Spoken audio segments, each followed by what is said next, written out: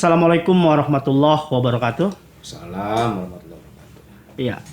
Alhamdulillah para pencinta Qatar Pro ya. Hari ini kita kedatangan tamu langsung dari Ketua NU Jakarta Barat, Bang Agus Salim ya. Sehat, Bang? Alhamdulillah. Kebetulan memang kita sudah merencanakan sudah lama ya untuk memanggil Abang selaku Ketua NU Jakarta Barat karena sebentar lagi ya. Ini tanggal 31 ya. Ini merupakan hari lahir daripada Nahdlatul Ulama ya. Oke Bang, terima kasih nih atas kehadirannya ya. Ya. Nih kira-kira nih saya ngomong yang enak manggil Abang, Bang Haji atau Pak Kiai nih? Bang Haji aja. Bang Haji, iya terima kasih. Iya, kan? Tahu kita. Tahu ya. Oke, langsung Bang Haji ya. Berbicara mengenai masalah NU ya. Nanti kita akan bicara panjang mengenai masalah NU. Tapi sebelumnya saya juga pengen tahu nih daripada profil Abang gitu kan. Nah, saya pengen tahu dari keluarga dulu dah. Abang sekarang sudah berkeluarga, punya anak berapa, Bang? Sudah berkeluarga, anak 2, bini 1. Alhamdulillah 1, Bang ya. Alhamdulillah. Iya. Bini 1. Oke. Nah, apa sih yang mendasari Abang nih ya menjadi ketua NU Jakarta Barat? Karena dilihat daripada usia kayaknya masih muda gitu loh. Kan? Tampilan juga nggak cocok. Apa Bang yang kira-kira mendasari Abang? Saya itu kan memang dari remaja sudah aktif di NU. Kalau di NU kan ada namanya Ikatan Pelajar NU. IPNU ya? Ya, saya dari tahun 91. Dari IPNU sampai 91 sampai 2010 sampai tingkat pusat, tingkat nasional. Terus 2005 2010 saya di Ansor Barat. 2010 sampai 2015 saya ketua ranting NU Kelurahan Cengkareng Barat. 2015 saya jadi ketua MWCNU Kecamatan Cengkareng. 2019 kemarin saya terpilih menjadi ketua PCNU Jakarta Barat. Oh iya. Tingkat kota. Oke. Jadi kalau berbicara Abang masuk NU itu bukan istilah sekonyong-konyong. Memang ada sebuah proses yang panjang ya. Artinya banon-banon yang ada di NU Abang ikuti semenjak Abang dari remaja. Seperti itu. Nah kalau kita juga kan pengen tahu nih ya kan sebelum Abang gitu kan, biar masyarakat juga tahu ketua NU Jakarta Barat itu sebelumnya siapa aja itu Bang? Semenjak saya di IPNU yang saya tahu, yang saya kenal, pertama itu Bapak Kiai Haji Hasan Yakub. Bapaknya Bapak Haji Fatur Rahman Semanan. Almarhum ya? Almarhum. Terus diganti sama Bapak Kiai Haji Idrus Ali. Terus habis Idrus Ali diganti Bapak Kiai Haji Zuri Yakub. Zuri Yakub Tanah Koja. Habis Zuri Yakub diganti sama Ustadz Zabidi Cengkareng Timur atau Kapuk masalah itu. Ustadz Zabidi diganti sama Haji Ridwan Tanjung yang pengusaha MBK apa? MBK ya, yang tinggal di perumahan TSI ya. Pengusaha lah. Pengusaha beliau ya. Habis Haji Ridwan diganti sama Kiai Oswitno Abdurrahman Mahmud, udah meninggal orang, udah almarhum. Habis Kiai Kiai Haji Farul Rozi orang Palmerah, dulu kalau nggak salah pernah jadi anggota DPRD dari P3. Habis Kiai Farul Rozi baru saya Pak Haji Agus Salim. Hafal bener Abang kita ini. Oke, nah mengenai masalah NU, ini masa baktinya berapa tahun sih? 5 tahun. 5 tahun, jadi rata-rata sama lah seperti organisasi lain ya. 5 tahun lah untuk untuk jabatan sekelas tingkat Kota Madya ya itu 5 tahun itu ya. Nah kita pengen tahu nih dari program Abang nih di NU Jakarta Barat kira-kira programnya apa aja Bang? Yang bisa mungkin nanti biar masyarakat tahu bahwa NU di Jakarta Barat itu banyak punya program lah. Yang pertama memang sekarang ini saya lakukan pembenahan struktur. Struktur. Tingkat MWC, tingkat kecamatan, tingkat ranting. Itu sedang berjalan. Sebenarnya yang paling agak gampang-gampang susah itu adalah menciptakan mindset kepada jamaah NU bahwa NU ini adalah jam'iyah, bukan jam'iyah sembarangan. Jam'iyah ini didirikan oleh para kiai yang keilmuannya, kealimannya sudah terbukti di Indonesia. Mbah Hasyim Asy'ari, Bapak Bisri Samsuri, Bapak Hasbullah. Nah, karena ini dibikin dengan tidak sembarangan, maka jangan disembarangin. Gitu. Sekarang kan banyak nih, kalau saya perhatiin dari saya Ibnu sampai sekarang, banyak beberapa para tokoh NU itu memanfaatkan NU untuk kepentingannya. Makanya sekarang saya membuka mindset kepada teman-teman sekarang bahwa NU itu ada dua efeknya. Kalau ente mau aktif atau ngurus NU. Yang pertama, kalau ente ngurus NU dengan ikhlas baik, maka di sana ada berkah. Amin. Tapi kalau ente ngurus NU dengan cara tidak baik, memanfaatkan itu, situ ada kualat. Nah, kalau ente nggak percaya, buktiin aja bahwa memang ini jamiah luar biasa, karena terbentuknya aja dengan cara luar biasa oleh orang-orang luar biasa. Enggak mungkin, maaf ya, kayak LSM itu. Kumpul 3 orang, kita bikin ini ya, demo. Enggak. Proses panjang. Kembang Kholi Bangkalan, panjang lah ceritanya itu. Pakai istikharah segala macam. Karena emang semua proses ini arahnya langsung ke Rasulullah. Karena kita yakin bahwa NU ini dilahirkan oleh para pendiri NU karena memang ada sinyal dari Rasulullah, karena mereka ada Kiai Haji Ridwan kalau nggak salah yang bikin simbolnya itu atas petunjuk Rasulullah begini simbolnya gitu. Jadi memang seperti itu. Jadi sangatlah kita bersyukur ketika amanah ini dilimpahkan pada orang itu untuk memimpin NU. Ternyata nggak sembarang orang nih yang bisa memimpin NU katanya. Tapi setelah saya telusuri, ya benar emang ada hal-hal yang luar biasa, luar dugaan. Ternyata kalau kita jadi ketua NU itu nggak asal tunjuk, harus ada proses yang panjang. Ada apa namanya ya? Ada sinyal kuat secara goib, gitu. Ada goib-goibnya gitu. Susah kalau ngomong ini. Memang itulah kenyataannya bahwa saya sekarang ya Bismillah aja untuk mimpin NU. Ya banyak orang ngomong nggak pantas ya Gus ketua NU. Ya benar juga emang model begini. Iya. Kalau penampilan saya, cara gaul saya, Bang Haji tahu lah. Gitu. Memang saya emang orang nongkrong, biasanya suka nongkrong di warung kopi, ngobrol sama anak-anak memang.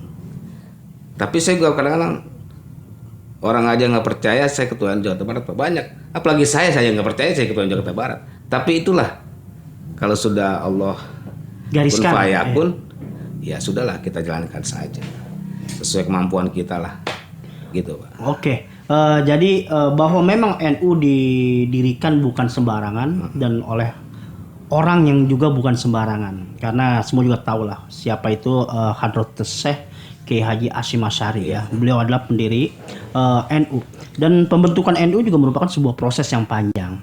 Artinya ada sebuah proses yang penuh dengan keikhlasan, maka terbentuk yang namanya organisasi NU. Dan ini seperti yang Abang sampaikan bahwa yang memang menjadi ketua NU itu bukan sekedar hanya niat. Mungkin memang sudah digariskan ya kan. Sudah dicatat lah oleh Allah Subhanahu wa taala seorang Bang Agus Salim gitu kan. Ini ternyata bisa terpilih menjadi anggota NU Jakarta Barat. Ini luar biasa banget. Ketua NU Jakarta Barat. Iya, ketua NU Jakarta Barat. Iya. Dari proses yang panjang, Abang hingga menduduki saat ini sebagai ketua NU Jakarta Barat. Nah, kita tahu saat ini Bang bahwa di saat masa-masa yang sulit ini, yaitu di masa pandemi ya, ini kita juga pengen tahu nih ya kan, peran NU Jakarta Barat dalam rangka membantu pemerintah dalam penanganan pandemi COVID-19 tersebut. Apa saja yang sudah dilakukan Bang? PCNU sudah bentuk namanya Satgas COVID-19 NU Jakarta Barat. Kerja mereka adalah yang paling sering itu penyemprotan di sepetan ya, di masjid musola. Kadang-kadang kita juga ngumpulin duit, ngasih nasi bungkus, ngasih sembako, terus ada sembako yang banyak juga kita bantu pemerintah, terus pemberian hand sanitizer itu segala macam. kita aktif lah untuk bagaimana membantu pemerintah dalam hal supaya ini 3M ini sampai ke masyarakat. Persoalannya masyarakat sekarang ini memang ada yang salah tanggap terhadap COVID, itu hal biasa. Itulah masyarakat. Itulah masyarakat ya. Masyarakat itu ya seperti itu. Masyarakat itu nggak sama. Nah, oleh karena itu kita terus bergerak untuk itu. Bagaimana supaya dari awal COVID lah kita udah bergerak. Nongol kita sudah penyemprotan, bagi-bagi masker, malah kita bikin masker kemarin. Saya coba launching, yang punya kain sarung, nimbang ke PCNU kita aja jadi masker, kita bagi-bagiin, macam-macam lah. Artinya mungkin di semua kecamatan NU sudah kelihatan. NU itu kan ada Ansor, ada Banser, ada Ibnu, ada Fatayat, ada Muslimat, bergerak di atas koordinasi dengan kita semua. Bahwa kalau mereka turun ya itulah NU. Kalau Ibnu turun itu NU, anak-anak NU, pelajar NU gitu. Artinya semua banon-banon NU semua bergerak dalam mengenai masalah pandemi. Alhamdulillah. Oke, itu adalah merupakan daripada salah satu program abang lah istilahnya di NU dalam rangka berperan serta dalam penanganan pandemi COVID-19.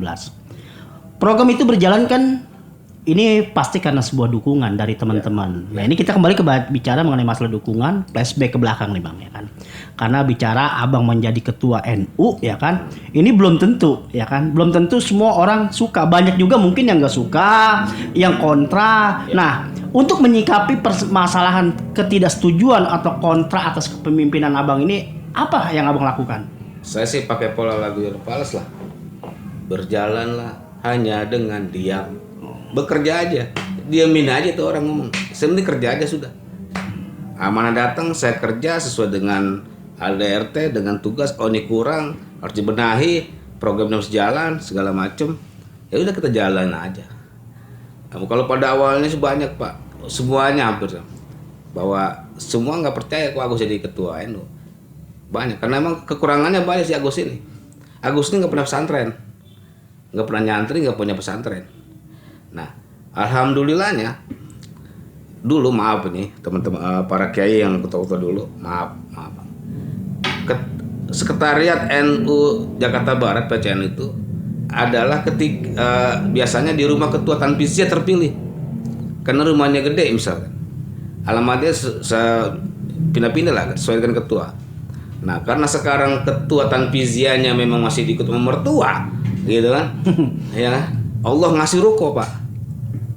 Ngasih rokok sekarang alhamdulillah kantor NU sekarang jelas sudah kumpul semua di Cengkareng, sentral semua ke situ.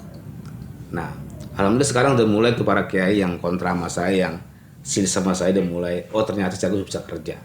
Ya alhamdulillah saya mau jalan aja Pak, nggak mau saya pusingin, jalan aja lah, berjalanlah hanya dengan diam aja, pas gitu aja. Oke.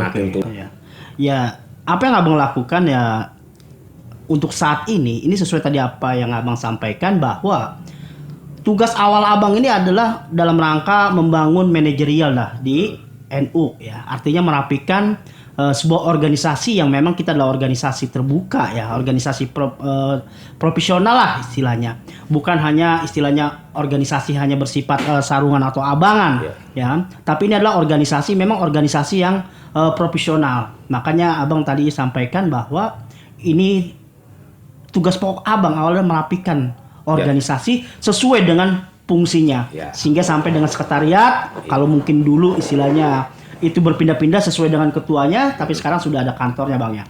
Oke. Dulu kan memang cara milih pengurus kelurahan kan mentunjuk, lalu ketua ada. Sekarang saya nggak bisa. Proses tatip, ya. Ada ya begitu aja. Proses ada tatip, sebelum maju silakan begitu. Jadi ada proses pemilihan yang memang sesuai dengan jalur, iya. Bukan asal main tunjuk, suka tidak suka. Iya. Oke, ya kan. Nah, belum lama kita tahu Bang ya, bahwa organisasi NU khususnya ini banyak sekali diskreditkan ya oleh masyarakat ya. Banyaklah berita-berita hoak ya, ini mengenai masalah intoleransi ya kan, mengenai masalah pluralisme ya, dan lain sebagainya ya. Dianggaplah bahwa NU sudah menyimpang segala macam ya. Kalau menurut pandangan abang itu seperti apa? Ketika kita besar Pak, atau kita baru nongol, maka di situ ada yang suka, ada yang tidak. Kalau kita kecil anginnya sepoi-sepoi, Pak. Tapi kalau kita besar anginnya tambah gede, makin tinggi angin makin kencang. Hal itu kita sikapi bahwa kita harus meyakini apa yang kita lakukan itu sungguhnya benar, sesuai keinginan Rasulullah SAW. Kita ini Islam moderat, Pak, yang kita kembangkan. Islam yang rahmatil alamin. Islam yang menjunjung tinggi harga diri orang. Islam yang menjunjung tinggi orang tua, para kiai, para guru, dan penguasa. Di NU, dari mulai berdiri sampai sekarang, tidak ada ceritanya NU itu melawan pemerintah atau menentang pemerintah selama pemerintah itu sah secara konstitusi negara. Bagi kita itu melawan pemerintah itu hal yang haram lah. Karena memang nggak ada ceritanya kita untuk melawan pemerintah. Alasannya apa? Karena nggak, ya seperti itu, kayak gitu. Nah, hal-hal yang mengatakan bahwa teman-teman radikal, teman-teman intoleransi itu nyerang NU, itu biasa, ini politik.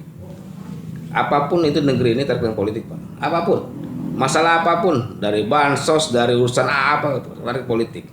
Karena memang hegemoni politik, nafsu politik di sekarang ini sudah ada di semua orang, baik ulama, baik politisi, baik pengusaha, baik orang pinggiran, sama. Nah, itu hal biasa. Yang penting kita terus tegak berjalan, itidal, bahwa tugas kita adalah bagaimana menyebarkan Islam yang rahmatil alamin, Islam yang sayang kepada semua orang, Islam yang cinta kepada alam, dengan cara moderasi Islam, dengan cara-cara Islam yang moderat, Islam yang enggak bentar-bentar ente kafir, ente neraka, nggak ada, atau menghina orang. Di NU nggak ada. Itu sekarang saya lakukan di Jakarta Barat. Seleksi itu harus dimulai. Makanya kalau ada yang orang NU yang masih nano yang nggak jelas, itu harus kita screening, namanya MKNU, Madrasah Kader NU. Itulah, itu hal biasa, Pak. Yang penting kita yakin bahwa NKRI harga mati, Pancasila final, selesai. Adu argumentasi, monggo. Adu fisik, monggo. Gitu kalau NU. Gitu. Selama negara ini terancam sama kelompok tertentu, mungkin yang terdepan zaman sekarang ini yang jelas itu NU, Pak. Harga mati NKRI, Pancasila udah final. Ayo, nilainya masih setengah-setengah, Pak. Karena lihat angin politik. NU nggak jelas, tegas. Pemerintah ini sah, saya dukung. Jelas NU itu. Maaf kalau yang lain kan lihat angin, karena kepentingan politiknya terlalu besar kan. Itu. Oke, jadi berkaitan mengenai masalah berita-berita hoak yang mengkreditkan NU itu adalah hal biasa. Hal biasa. Karena dari periode ke periode, masa presiden berganti silih berganti, Biasa. NU selalu menjadi sebuah bahan opini. Gitu. Itu bukti bahwa besarnya NU di situ, Bang, ya. Kalau ente pengen top, serang NU. Titik. Kalau YouTube ente pengen banyak, serang kayak NU. Titik. Kalau ente nyari duit di YouTube, udah serang kayak NU. Banyak tuh. Viral jadi. Viral itu. Begitu. Emang sudah lah. Kalau zaman dulu kan siapapun yang nyerang Gus Dur langsung top. Kalau zaman Gus masih ada. Sekarang nyerang NU langsung top. Viral. Udah. Masuk penjara tapi di YouTube duitnya banyak. Kan gitu. Artinya kalau mengenai masalah tadi ya, mengenai masalah serangan terhadap NU, teman-teman NU itu sudah menganggap itu hal yang biasa lah. Biasa. Ya. Sesuatu hal yang alami yang membuktikan bahwa NU itu besar. Nah, kalau teman-teman di struktur di bawah ini sama kira-kira menanggapinya hal tersebut. Apakah ada juga NU yang terpecah misalnya? Kalau level grassroots, itu tadi saya bilang NU kita masih NU nano. Gua NU, tapi masih nyerang kayak NU ada. Saya Ahlussunnah wal Jamaah, tapi masih maki orang penceramah ada. Nah itu sekarang kita benahi itu. Paradigma main seperti ke orang NU harus kita balikin. NU begini sesungguhnya nih. NU begini sesungguhnya. Gitu loh. Jangan lu NU tapi lu menghina kayak NU. Lu ngaku NU tapi cara lu bukan cara NU. Ngomong lu bukan cara orang NU. Enggak gitu orang NU. Ini Pak yang tugas berat kita. Iya. Saya lakukan itu. Makanya ada garis, saya tegas untuk itu. Ini nggak bisa loh. Macam-macam kalau emang lu menghina NU berlebihan, lapor polisi. dikit-dikit lapor. Emang boleh gue bantai lu? Kan nggak boleh. Iya. Kan gitu. Kalau mau negeri ini boleh kan lu bantai, lu menghina kayak gue bantai. Kalau boleh, gue bantai lu, gue bilang bahasa gitu. Kan begitu bahasanya kalau kita. Karena kita negara hukum, nggak berpolisi lah. Itu paling fair. Kalau ente nggak salah, ente lolos. Kan begitu.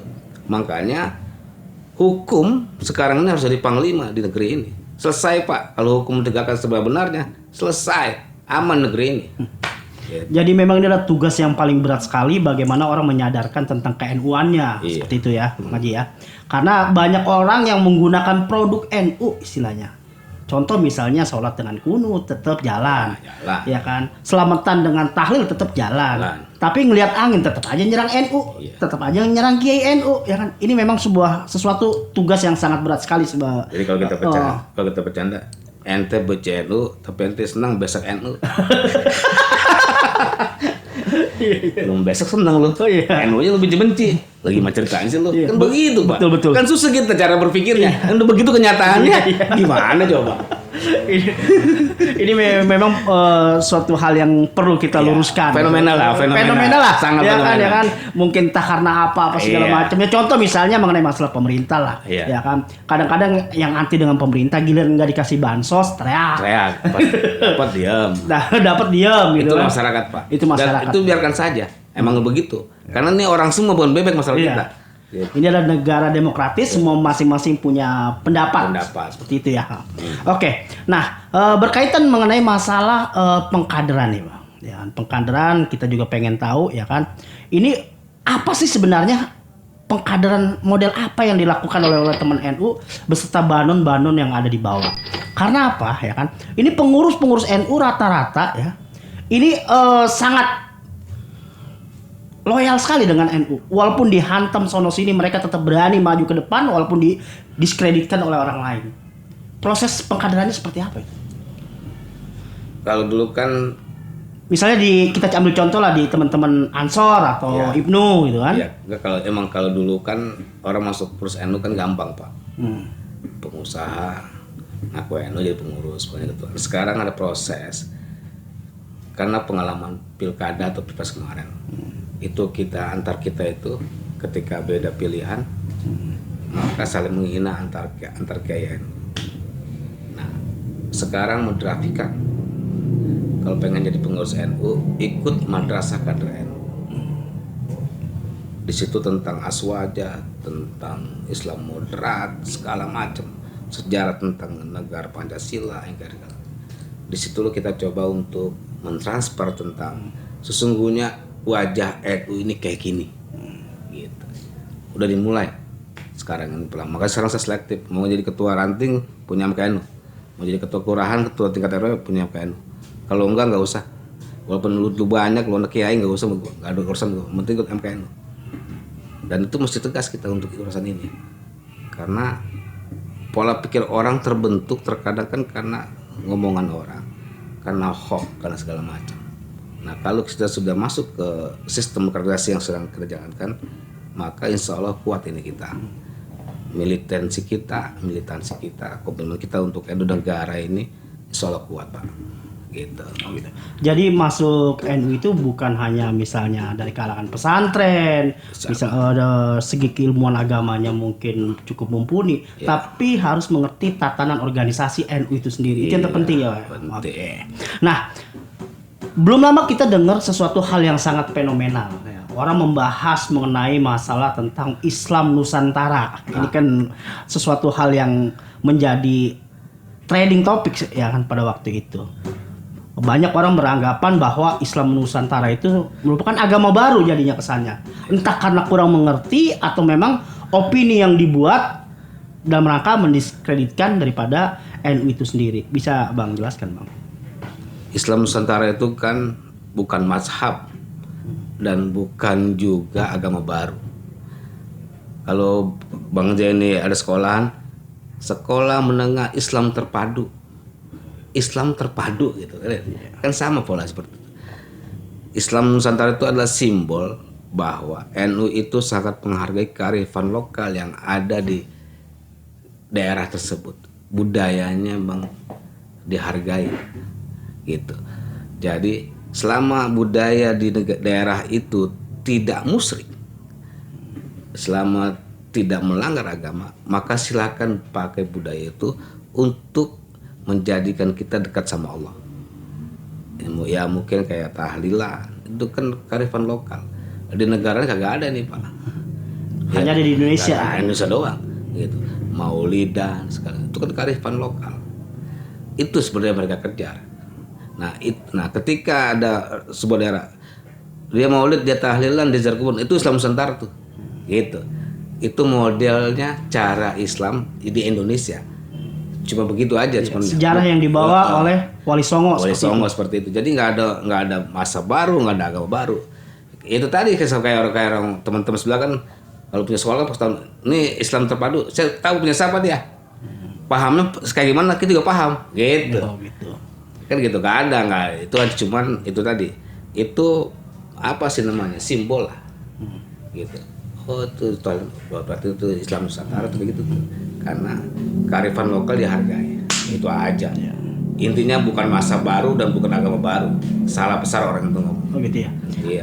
Atau mungkin kenapa istilahnya Islam Nusantara pada waktu itu ya kan ini sangat dibumingkan lah oleh kalangan NU. Apakah memang karena berkaitan dengan sudah terkikisnya rasa nasionalisme ya, pluralisme ya kan.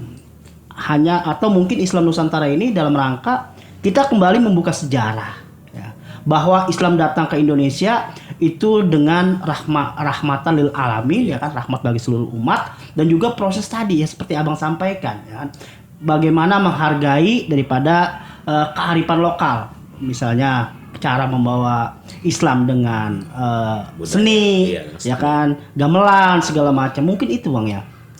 Iya, sebenarnya NU itu yang saya tahu sejarah itu adalah didirikan untuk mengimbangi paham Wahabi gitu, yang selalu membid'ahkan sesuatu yang sudah ada di budaya lokal suatu daerah. Nah, Islam Nusantara kalau nggak salah di Muktamar Jombang mulai dihembuskan lagi untuk mengimbangi gerakan teman-teman yang masih hobi mengharamkan ziarah, membid'ahkan ini. Banyak ini, mengimbangi ini aja sebenarnya. Karena mereka gencar. Ya, kita harus gencar juga. Jadi emang mengimbangi paham-paham tersebut ya, supaya masyarakat kembali tahu ini loh sejarahnya. Ini sejarah nih. Kenapa di NU ada tahlilan, kenapa NU ada maulid, kenapa NU itu ada ziarah kubur gitu loh. Ini loh sejarahnya. Ada historinya. Dia kan historinya kan, kalau story ini kan dari Arab Saudi, di kita nggak ada historinya gituan. Ya, itulah makanya hanya itu aja yang saya pahami nih ya, karena memang pertempuran apa sih ubudiyah itu sebenarnya di level para ini cukup keras lah, di level bawah ini ya kita nggak apa-apa juga. Persoalannya yang penting ente jangan merasa masuk surga duluan, aneh kebelakangan begitu kan kadang teman susah tuh bahas itu kan. Kayaknya kunci surga dia pegang semua, kita kasih sama dia. Enggak juga, biar aja. Kita bergerak aja sesuai dengan apa yang kita harapkan. Mudah-mudahan rahmat Allah datang sama kita semua. Biar urusan surga neraka urusan Allah. Titik. Itu aja paling kita. NU mah. Iya, kenapa istilahnya di masyarakat dulu sempat diributkan mengenai masalah Islam Nusantara, mengenai masalah NU. Sedangkan NU itu sangat diakui bukan hanya di Indonesia, tapi juga di dunia. Bahkan menjadi sebuah percontohan bagaimana hidup beragama ala NU di dunia internasional.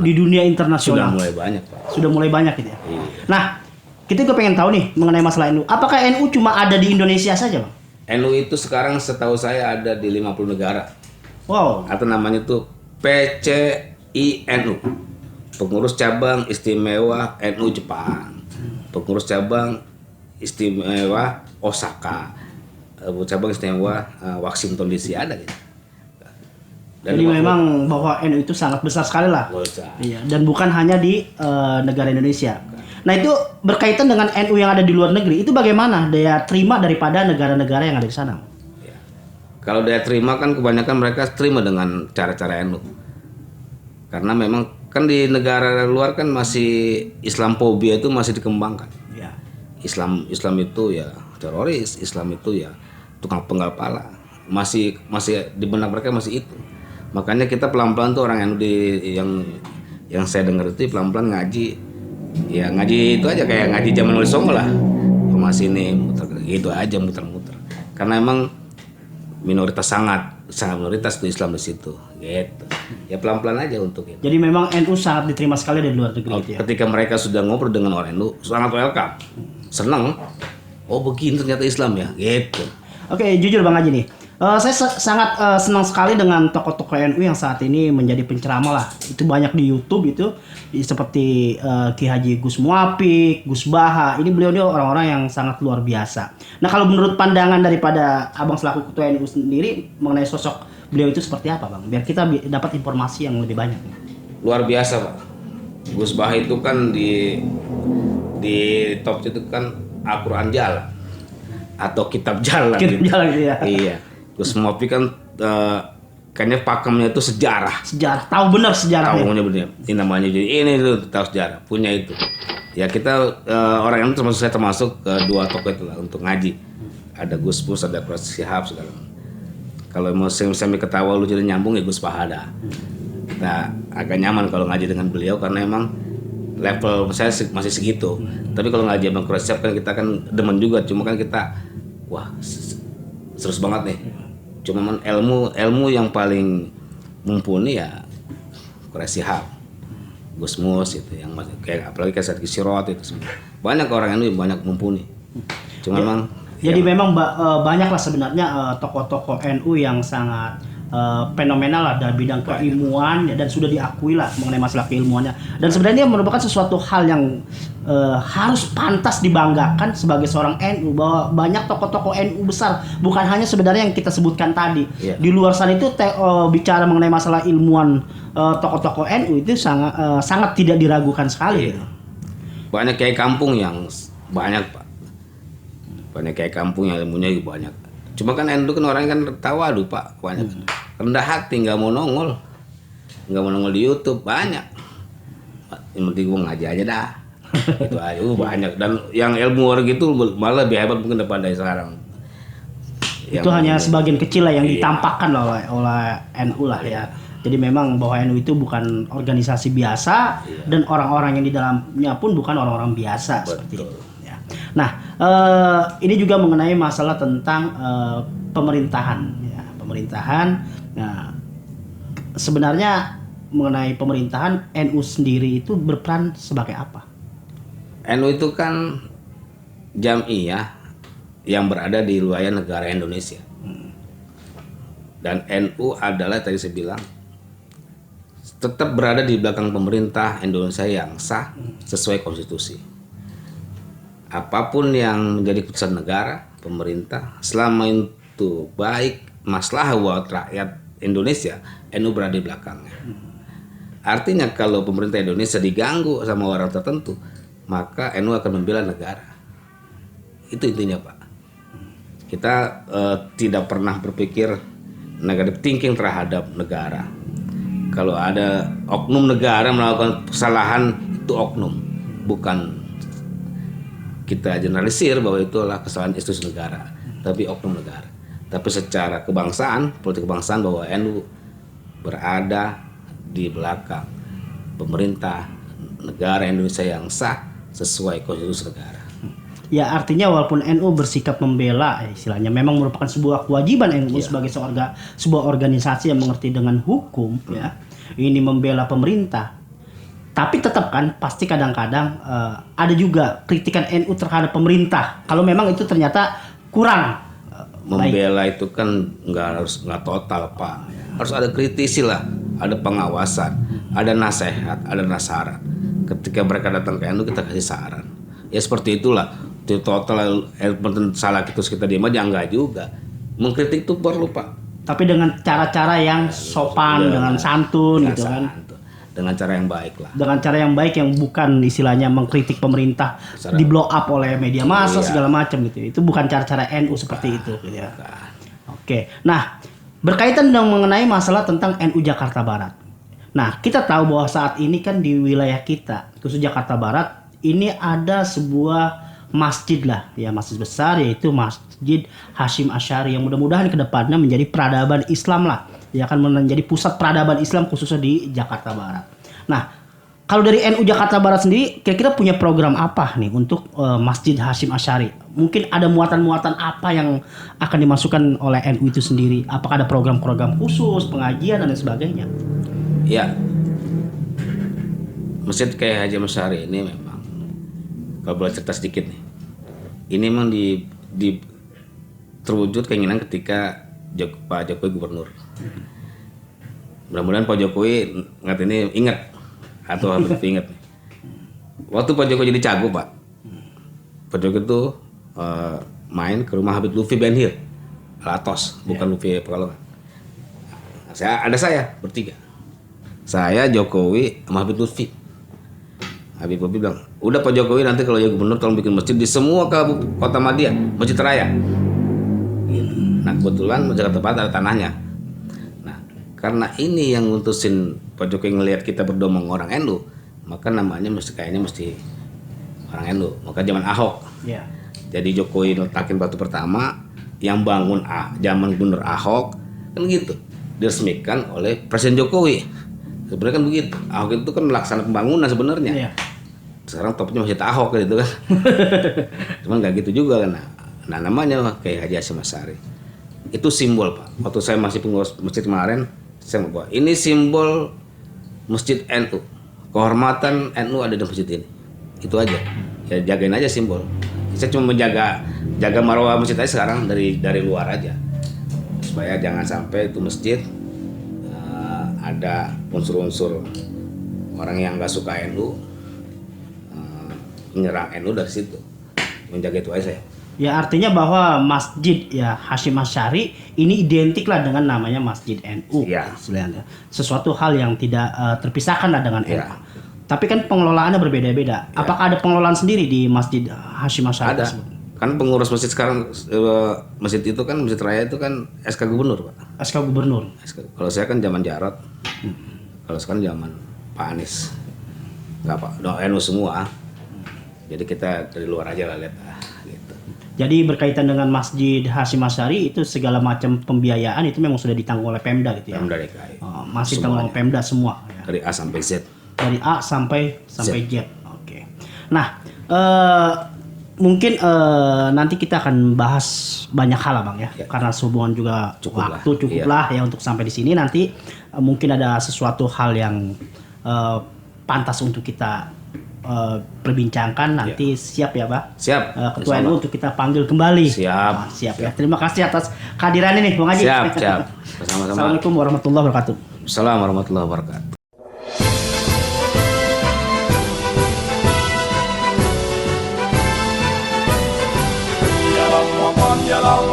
يا للوطن حب الوطن من الإيمان ولا تكن من الحرمان انهضوا على الوطن يا للوطن يا للوطن يا للوطن حب الوطن من الإيمان ولا تكن من الحرمان انهضوا على الوطن